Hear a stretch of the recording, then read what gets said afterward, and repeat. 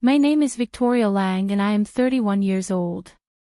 2 weeks before I left the country for a 3-year contract overseas, I discovered that my parents had already begun the process of draining my estate. They had prepared documents, contacted the bank, and spoken to a lawyer about managing my affairs while I was gone. They never asked my permission. They simply assumed control would be handed to them. I did not confront them. I did not raise my voice. I quietly sealed every account, every transfer authority, and every access point they thought they still had. By the time they realized what I had done, the doors were already locked. I had worked for 9 years without interruption. First in corporate finance, then in private wealth management. I lived below my means, invested carefully, and kept my financial life private. My parents had always treated my success as a family resource rather than a personal one. When I bought my first apartment, my mother asked whether I planned to put her name on the title for safety. When I received a significant bonus, my father suggested a joint investment account so the money could work for all of us. I declined both times, politely but firmly. They smiled and let it go. I should have recognized the pattern earlier. The overseas offer came in March. A firm in Singapore needed someone with my exact background for a long-term project. The contract was clean, the compensation strong, and the distance useful. I accepted. I told my parents over dinner. Their reaction was immediate and practical. "We'll need access to your accounts while you're gone," my mother said. "Someone has to handle things here." "I'll handle them myself," I replied. "Everything is already set up for remote management." My father shook his head. "That's not realistic. Banks, taxes, property, things come up. We should have power of attorney." I told them I would think about it. I did not think about it. I began reviewing every account the same night. What I found over the next 4 days confirmed the direction they were already moving. My mother had contacted my primary bank and asked about adding authorized users for a family member traveling abroad. My father had spoken to the property management company that handled my apartment and inquired about changing the billing contact. A family lawyer they had used for years had drafted a general power of attorney document with my name already filled in. None of these steps had been discussed with me. All of them assumed my compliance. I did not call them. I did not send an angry message. I opened a new checklist and began closing doors. First I removed every linked external account and every standing transfer authority that could be redirected. Then I updated the security protocols on each bank and investment platform, replacing old recovery numbers with new ones that belonged only to me. I revoked the limited viewing access I had once given my mother during a medical scare 2 years earlier. I notified the property manager in writing that no third party was authorized to discuss or alter anything related to my unit. I contacted the lawyer who had drafted the power of attorney and informed him that any document bearing my name without my direct signature was unauthorized and should be destroyed. Each step was quiet. Each confirmation email was filed. By the end of the week, the structure they had started building had no remaining entry points. I continued preparing for departure as planned. I sold the car.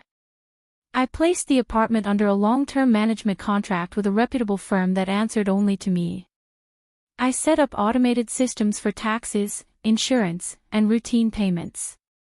Everything was designed to function without local family involvement. 5 days before my flight, my mother called. "We still need to finalize the paperwork," she said. "The lawyer is waiting." "There is no paperwork," I answered. "I've already arranged everything." She paused. "Victoria, don't be difficult. Someone has to oversee your assets while you're gone." "I will oversee them," I said. "That decision is final." My father took the phone. His voice carried the tone he used when he expected compliance. "You're being reckless. What if something happens to you overseas? We need access." If something happens, the instructions are already with my attorney and the relevant institutions, I said. You are not on any of those documents. He started to argue. I ended the call. I spent the remaining days completing final checks. Every account required multi-factor authentication that only I controlled. Every recovery path led back to me.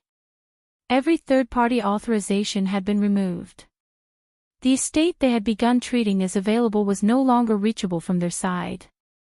On the morning of my departure, I sent one short message to both of them. I leave tonight. All accounts and property are under my sole control. Do not contact any institution on my behalf. Any attempt to do so will be treated as unauthorized. Neither of them replied before I boarded the plane. I did not feel triumphant. I felt precise. They had moved to take control of what I had built. I had simply removed their ability to do so. The locks were in place before they realized the doors had been changed. I landed in Singapore on a humid Tuesday morning and went straight into the work I had been hired to do. The first week was dense with meetings, system reviews, and quiet setup. I kept my personal phone on silent and checked it only twice a day. The messages from my parents began arriving before I had even cleared immigration. My mother wrote first. The tone was still controlled, but the edges were sharper. We went to the bank today. They said all access has been removed. What did you do? I did not answer immediately. I finished the day's schedule, returned to the apartment the company had arranged, and only then opened the message thread. I replied with one line. I secured my accounts before departure. That process is complete. My father called 3 times that evening. I let each call go to voicemail. His messages followed a familiar pattern, first concern, then irritation, then the claim that I was being irresponsible and ungrateful. He said the family needed visibility into my assets, in case of emergency. He said I had created unnecessary risk. He said I would regret locking them out. I deleted the voicemails after listening once. 2 days later, the bank's fraud monitoring team contacted me. Someone had attempted to reset the recovery information on one of my investment accounts using an old phone number that belonged to my mother. The attempt was blocked automatically because I had already removed that number from every profile. I confirmed to the bank that the attempt was unauthorized and asked them to place a permanent note on the file. They did. I forwarded the notification email to my personal attorney in the United States with a short instruction: document everything and respond only if further attempts occurred. Then I returned to work. My parents escalated in the only way they still could. They began contacting people around me. My mother called a former colleague and asked whether she knew how to reach me urgently about family financial matters. My father spoke to the property manager of my apartment and requested copies of recent statements, claiming he was helping manage my affairs while I was abroad. Both attempts failed. The colleague told my mother she had no authority to discuss me. The property manager cited the written instruction I had left and refused to release anything. I received polite notification emails from both parties. I replied with thanks and no further comment. The pressure continued for another 10 days. Messages arrived in clusters. Some attempted guilt. Some attempted authority. One from my mother stated that I was destroying the family trust by treating them like strangers. One from my father warned that I was forcing them to take legal steps to protect the estate. I noted the language carefully. There was no estate to protect. The assets were mine, actively managed, and fully secured. Any legal step they took would require proof of authority they no longer possessed. I did not engage with the threats. I simply kept the records. On the 15th day, I received a longer email from the family lawyer they had previously consulted. He wrote that my parents had asked him to explore options for emergency access or conservatorship discussion. He also wrote that, after reviewing the situation, he saw no basis for action while I remained competent and in clear communication with my own counsel. He advised them of that conclusion. He copied me as a courtesy. I saved the email and did not reply. That same week I completed the first major phase of the Singapore project. The work was demanding and precise. It left little room for external noise. I kept my parents' numbers muted and routed their emails to a secondary folder I checked only once every 3 days. Each time the folder contained variations of the same demand: restore access, explain yourself, stop being difficult. Each time I left the messages unanswered. I understood their frustration. They had built an expectation over years that my success remained somehow collective. They had tested that expectation with small requests and polite pressure. When the larger opportunity of my absence appeared, they moved to formalize control. I had removed the possibility before the plane left the ground. Their anger was the sound of a plan meeting a closed door. I did not celebrate the closed door. I treated it as a completed administrative task. By the end of the first month the attempt slowed. My mother sent one final message that tried a different angle. She wrote that she was worried about my health and isolation overseas, and that access to the accounts would simply allow them to help if anything went wrong. I recognized the shift from entitlement to concern. It changed nothing. I replied once, briefly. My health is fine. My arrangements are complete.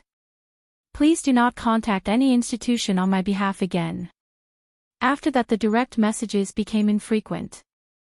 The indirect ones continued for a while longer, relatives asking whether there had been a disagreement, old family friends mentioning that my parents seemed stressed about Victoria's situation.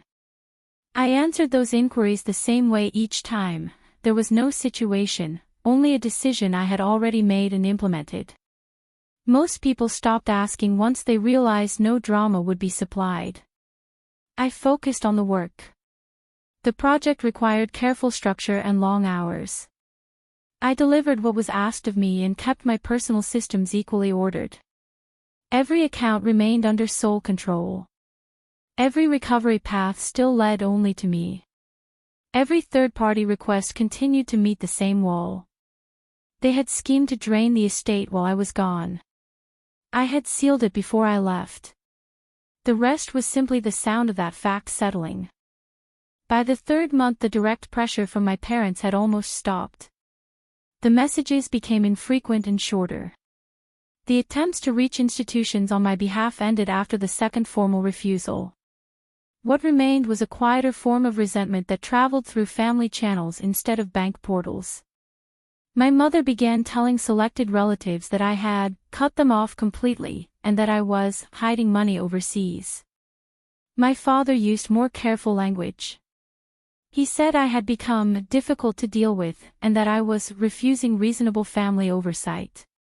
Neither version was accurate, but both were useful to them. I did not correct the stories. I had already secured the only thing that required protection. Public narrative was not my responsibility. I continued the work in Singapore without interruption. The project moved into its second phase. My performance review stayed clean. My own financial systems continued to run exactly as I had designed them. Automated reports arrived on schedule. Tax filings were prepared remotely by the same firm I had used for years. The apartment in the United States remained under professional management. No emergency required parental intervention because no emergency was allowed to route through them. In the 5th month I received one final formal letter. It came from a different attorney, one my parents had apparently retained after the first lawyer declined to pursue the matter. The letter requested voluntary restoration of limited access for continuity of family financial interests and suggested that further discussion could avoid unnecessary strain.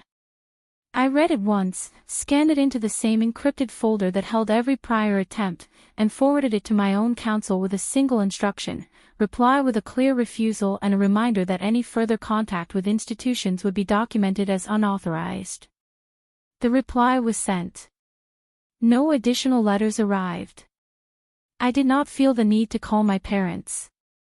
The structure I had built did not require their acknowledgement to remain effective. They had tested the locks repeatedly. The locks had held. That was the only outcome that mattered. Near the end of the first year, I returned briefly to the United States for a scheduled compliance meeting and a short personal stop. I did not inform my parents of the trip in advance. I landed, completed the work, checked on the apartment in person, and prepared to leave again. On the second evening, my father appeared at the building. The doorman called up. I authorized the visit. He stood in the living room with the same expression he used when he expected a conversation to end in compliance. "This has gone on long enough," he said. "You're making the family look unstable."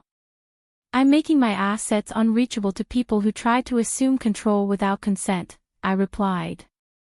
"That is stable." He listed the familiar points: emergency access, family unity, the appearance of secrecy. I let him finish. Then I restated the only position I had held since the beginning. "I sealed every account before I left because you had already begun the process of taking them. That decision is permanent. There will be no shared access, no informal oversight, and no future discussion about restoring what was never yours." He waited for a softer ending. None came. He left after several minutes of silence. I did not follow him downstairs or offer a final clarifying conversation. The matter had already been settled by action months earlier. I flew back to Singapore 2 days later. The systems remained unchanged. The accounts remained sealed. The attempts, both direct and indirect, had produced no opening. In the time that followed, I advanced in the project and eventually received an offer to extend the contract. I accepted. The distance continued to serve its purpose.